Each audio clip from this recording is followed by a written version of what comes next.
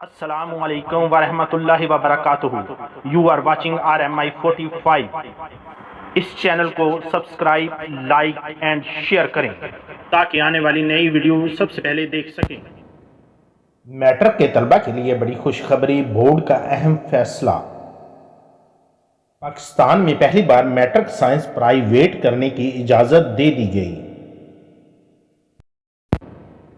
تفصیلات کے مطابق پاکستان کے تعلیمی بورڈز کے سربراہان forum inter boards committee of chairmans نے کیمبرج کی طرز پر ملک بھر میں پرائیویٹ طلبہ کو بھی سائنس کے مضامین سے میٹرک کرنے کی منظوری دے دی.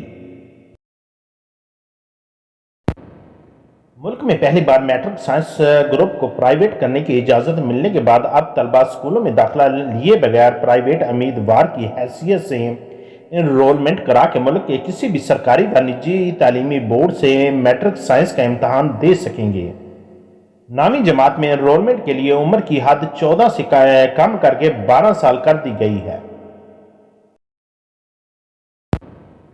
پرائیویٹ طلبہ کو سائنس کے مضامین سے میٹرک اور انٹر کے امتحانات دینے کی اجازت دینے کی سفارش ضیاء الدین یونیورسٹی ایگزامینیشن بورڈ کے چیئرمین ڈاکٹر ناصر انصار کی جانب سے کی گئی تھی، جس میں سے فی الحال میٹرک سائنس پرائیویٹ کرنے کی منظوری دی گئی ہے، جبکہ انٹر کے معاملے پر ایک کمیٹی بنا دی گئی جو آئندہ کا لائحہ عمل طے کرے گی.